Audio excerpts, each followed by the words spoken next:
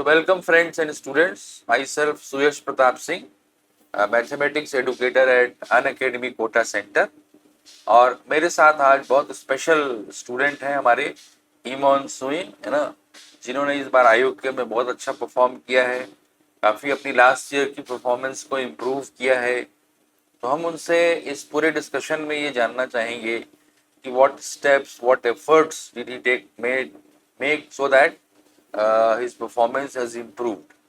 शायद जैसे पेपर में भी थोड़ा सा चेंजेस हुए हैं, that could be one of the reasons, और maybe his efforts in that direction. तो सबसे पहले ईमोन, आपका जो नाम है देखिए ना, ईमोन, है ना, this is generally the name जो मैंने तो पहली बार सुना है। सबसे पहले मैं आपसे ये जानना चाहूंगा, ईमोन का क्या मतलब होता है? Good morning, sir. Thank you for inviting me today. So, Imon basically means that it has been derived from a raga in Indian classical music, which is Imon Kolyan, and from there it has been derived Imon. अच्छा, चलिए, है ना। Now coming back to our topic of discussion, तो आपने आईओकेएम के बारे में सबसे पहले कब सुना था? मैं तो इंटरेस्टेड था ओलंपियाड्स के लिए सिंस क्लास 7। तो क्लास 7 में ही सुना था कि ओलंपियाड्स या आईओक्यूएम, तब तो प्रीआरएमओ नाम था, तब तो प्रीआरएमओ आरएमओ इनमो के लिए। तो तब से ही थोड़ा थोड़ा प्रिपरेशन शुरू किया था। तो मेरा ड्रीम था कि इंडिया को रिप्रेजेंट करूँ इंटरनेशनल मैथमेटिक्स ओलंपियाड में, बट वो काफ़ी रीजन से अभी तक तो हो नहीं पाया। तो बेसिकली तभी सुना था, उसके बाद धीरे धीरे प्रिपरेशन तो शुरू किया था और ऐसे ही चलता रहा। तो तब से ही बचपन से इंटरेस्टेड था मैथ्स में, तो इस लाइन को भी मुझे बहुत पसंद आया। तो इसमें आप जैसे जो सबसे इम्पोर्टेंट चीज है देखिए, how do you feel that the examination is different from the examinations that we generally appear or our school examination, और इवन अब आप क्लास 11th में आ गए हैं तो आईआईटी जेईई की प्रिपरेशन कर रहे हैं। चलिए सबसे पहले तो अपन स्टिक करते हैं कि how is it different from say school examinations that you give? तो स्कूल एग्जामिनेशन से तो एकदम ही डिफरेंट इसीलिए है क्योंकि स्कूल में हम यूजुअली फुल मार्क्स मिल जाता है, तो हम बहुत खुश होते हैं कि हमें बहुत अच्छा मैथ्स आता है। लेकिन जब हम ये एग्ज़ाम देते हैं तब हमें समझ में आता है कि हम मतलब बाकियों की तुलना कंपैरिजन में बहुत ही कम जानते हैं। तो तब एक झटका लगता है, तो हम रियलिटी को समझ पाते हैं। तो ये एक बहुत इंटरेस्टिंग थिंग है ये इस एग्ज़ाम के बारे में। सबसे इम्पोर्टेंट तो ये है कि इस एग्ज़ाम में कभी ये एक्सपेक्टेड नहीं रहता कि फुल मार्क्स आ जाए। जैसे इस साल भी इतना मतलब कंपैरेटिवली अगर पिछला 5 साल के कंपैरिजन में देखें तो इस साल का पेपर तो काफी आसान था। तो इसमें भी किसी का फुल आ तो नहीं रहा, तो इन जनरल तो आना मतलब ये एक्सपेक्टेड नहीं रहता है। तो इसीलिए ये हमें रियलिटी चेक बोल सकते हैं कि हम कितना जानते हैं, कितना बाकियों की तुलना में जानते हैं। तो इसलिए ये एक बहुत इंपॉर्टेंट एग्जाम है। और जैसे आप आईआईटी जेईई की प्रिपरेशन कर रहे हैं अब, तो आईआईटी जेईई एग्जाम से कैसे इसको डिफरेंट मानते हैं आप? नहीं, जेई का जैसे सिलेबस है उसमें तो कैलकुलस पार्ट है, वो तो इसमें इंक्लूडेड नहीं है। हाँ, नहीं नहीं, देखिए मेरा क्वेश्चन ये नहीं है, देखिए syllabus might be different, the sort of questions that you encounter. हाँ, जेई के जो मेन मोटो है वो तो एक प्रॉब्लम के लिए कुछ मिनट देना, पर्टिकुलर 2-3 मिनट देना। बट आईओक्यूएम में वैसा कुछ नहीं है। मतलब क्वेश्चन पेपर के ऊपर डिपेंड करता है। हर साल तो पैटर्न जैसे देख रहे चेंज हुआ। इस साल जैसे कुछ क्वेश्चंस बहुत कम टाइम में बनना चाहिए और कुछ क्वेश्चंस में सफिशिएंट टाइम देना चाहिए। लेकिन अगर पिछले कुछ सालों का देखे क्वेश्चन पेपर, तो हम एक क्वेश्चन में 10-15-20 मिनट दे सकते हैं। तो इसीलिए तो इसीलिए एक थोड़ा तो चेंज है, माइंडसेट में चेंज लाना पड़ेगा। क्योंकि अगर आईआईटी देने में के टाइम, स्पेशली जेई मेंस देने का टाइम, अगर हम एक क्वेश्चन को बड़ी इतना टाइम दे देंगे तो बहुत ही प्रॉब्लमेटिक हो जाएगा सिचुएशन। तो इसीलिए तो क्योंकि एग्जामिनेशन जो है थोड़ा लेस स्कोरिंग है कंपैरेटिवली, और इसमें आपकी इन डेप्थ नॉलेज चेक होती है। जैसे हमारे हिसाब से तो जो डिफरेंस है वो ये है मेनली कि अदर एग्जाम्स स्कूल, और even I would say go on to the extent of saying कि जेई वगैरह जो होते हैं बेटा, इसमें क्या रहता है, देखो कि आपको क्या, देखो पिन पॉइंटेड फोकस करे करना है कि ये पूछा है and this is how you need to get it.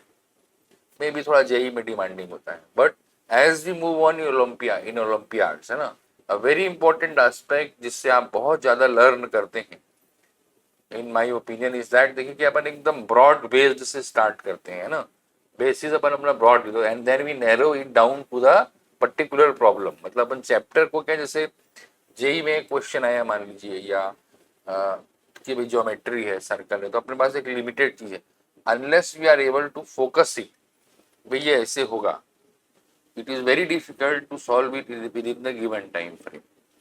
But यहाँ पर जो सबसे इंपॉर्टेंट लर्निंग एक्सपीरियंस रहता है वो ये रहता है कि how we actually solve real life problems, है ना।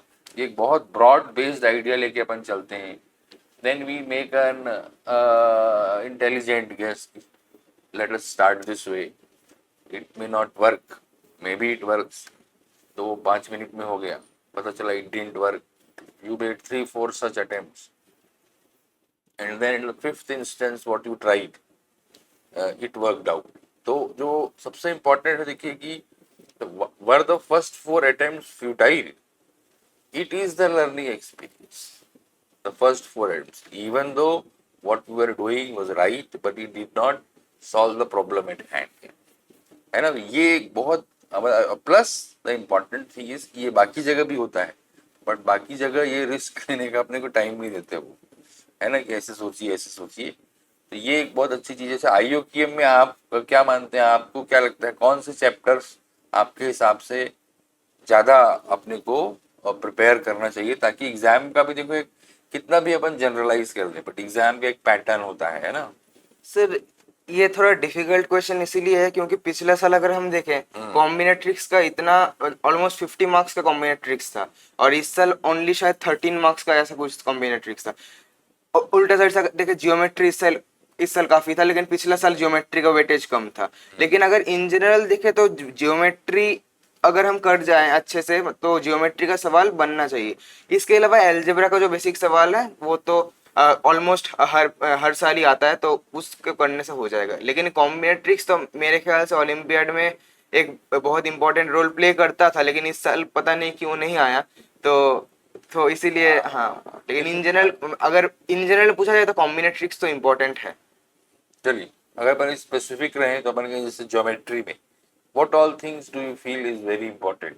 जो जियोमेट्री में पावर ऑफ पॉइंट, क्योंकि ये तो इंटीजर बेस्ड क्वेश्चन है, तो इसीलिए ऐसा बोल नहीं सकते कि कॉन्करेंस प्रूफ करो या कोलिनियरिटी प्रूफ करो। तो इसीलिए सेवाज थ्योरम या मेनेलॉस थ्योरम वो तो हम ठीक है, वो तो बाद में हम देख सकते हैं। लेकिन जो पावर ऑफ पॉइंट है वो कैलकुलेशन के लिए जो important power of point, Stewart's theorem, ये जो कुछ एलिमेंट्री थिंग्स है वो हम थोड़ा अच्छे से देखना चाहिए तो हो। हाँ, मतलब जैसे बेसिकली क्या है, because the nature of the examination is such कि प्योर ज्योमेट्री में जनरली होता ये है कि लोग, जैसे अगर ऐसा ब्रॉडली स्पीकिंग डिस्कशन होता है कि लेंथ चेजिंग होती है या एंगल चेजिंग होती है ना। तो अपन जब ज्योमेट्री में अगर आप देखेंगे तो ज़्यादा अच्छे क्वेश्चन जब आप करेंगे, तो मेरा ऐसा पर्सनल एक्सपीरियंस है कि angle chasing is generally more Yes. Demanding. Yes. But exam का पैटर्न ऐसा है कि length chasing here is also Also important. Equally important, if in fact more important, है हाँ ना, हाँ, है ना। क्योंकि अगर हम लास्ट कुछ साल देखें एंगल निकालने का जो एंगल निकालना मतलब बहुत रेयरली आया है। मेनली लेंथ को ही बोला है, लेंथ को कुछ अलग फॉर्म में देके उसका ही है ना, लेंथ, एरिया, एरिया। हाँ है ना, ये सब चीजों पर ज्यादा फोकस रहता है। तो अगर आप प्योर ज्योमेट्री की पॉइंट ऑफ व्यू देखें, वैसे भी अगर अपन देखें कि हाइयर अगर अपन आरएमओ इनमो की तरफ जाएंगे तो एंगल चेजिंग देन, क्योंकि वहाँ प्रूफ आएगा, स्टैब्लिशिंग सम फैक्ट आएगा, तो एंगल चेजिंग तरफ जाएंगे। बट अगर अपन IOQM में स्टिक करें तो length chasing is to be given due importance. तो ये अपने ज्योमेट्री पार्ट हो गए। फिर आप देखिए, अगर अपन कहें जैसे आपने कहा कि कॉम्बिनेटोरिक्स, तो कॉम्बिनेटोरिक्स में क्या क्या चीजों पर आप ज्यादा फोकस करेंगे।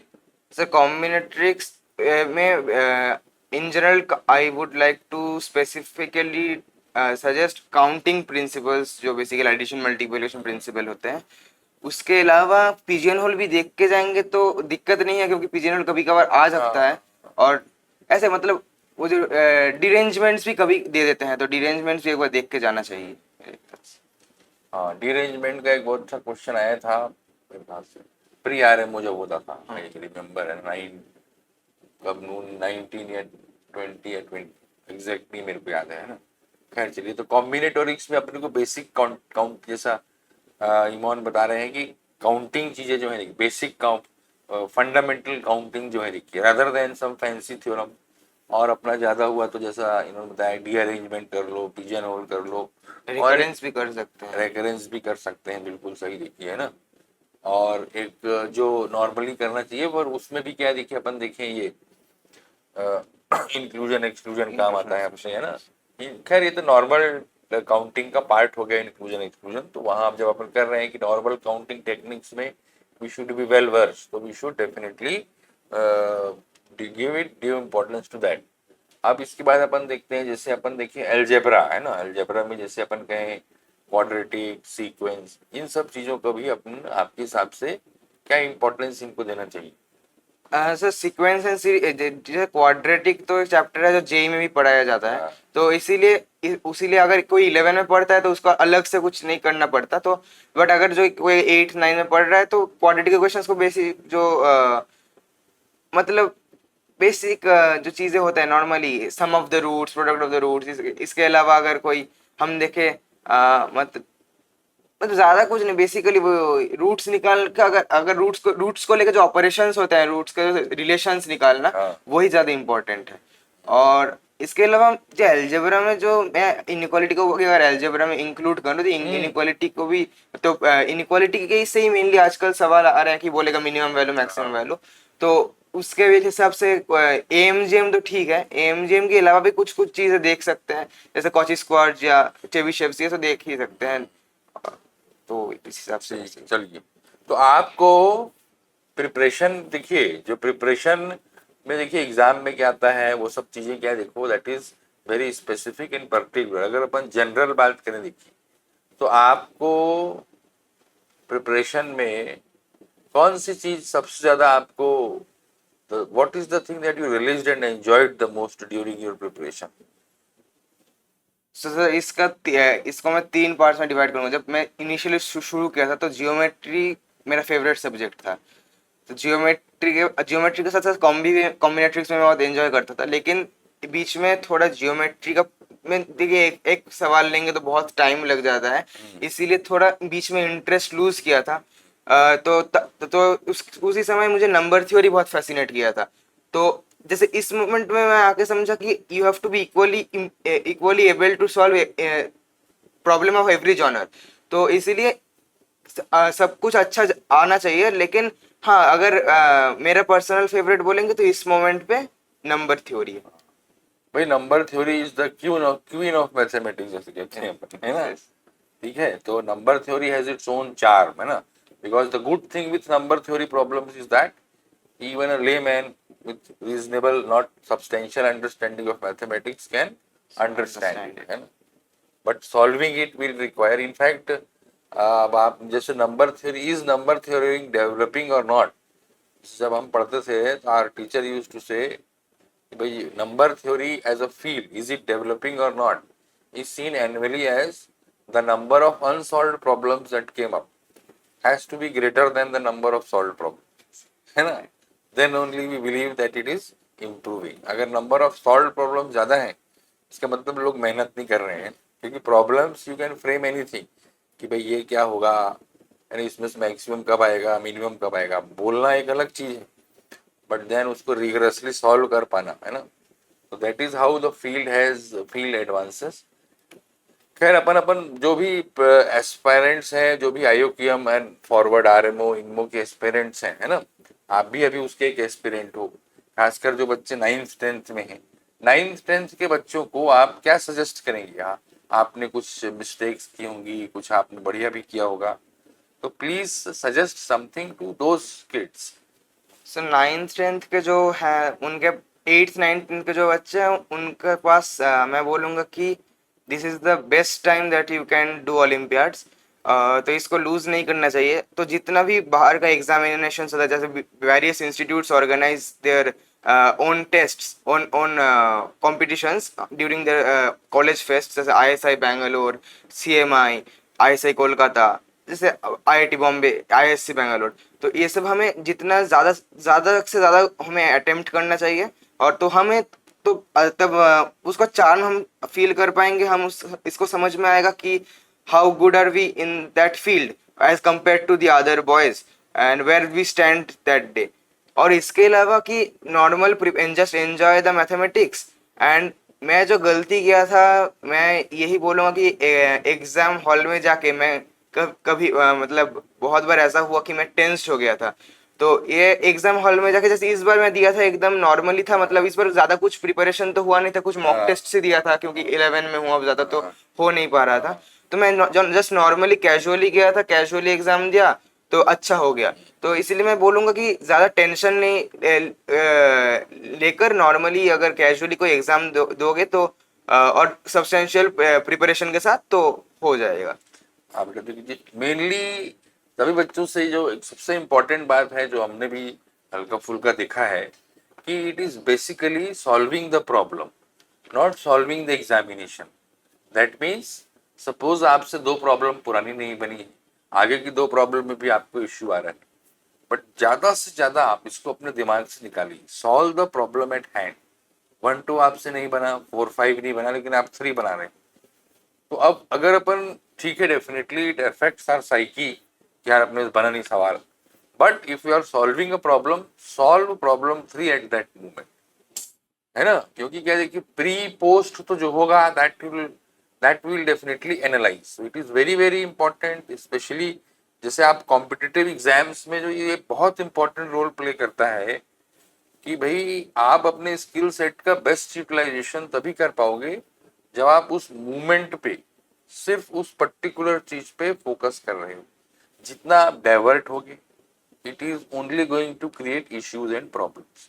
तो जब चीजें नहीं बन रही हो या बन रही हैं तो ओवर एक्साइटेड नहीं होना है, नहीं बन रही हैं तो अपने को अंडर कॉन्फिडेंस या डिप्रेशन या टेंशन में नहीं आना चाहिए।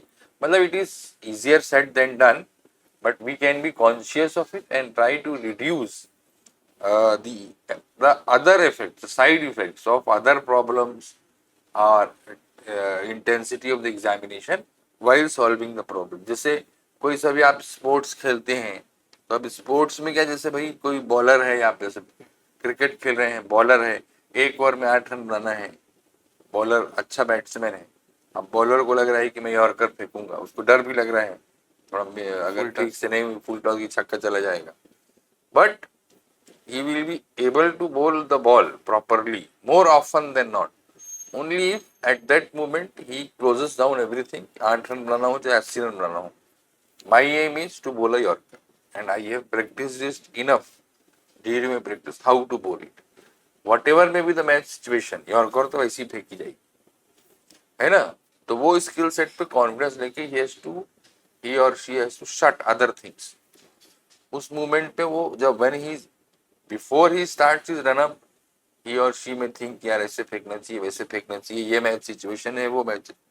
बट एक बार वो दौड़ना चालू करे तो उसको सब माइंड शट ऑफ करना पड़ता है। भाई यॉर्कर तो ऐसी फेंकी जाएगी, मान लो 1 ओवर में 16 रन बनाने हैं तो भी ऐसी यॉर्कर जाएगी, 4 रन बनाने हैं तो भी ऐसी यॉर्कर जाएगी, है।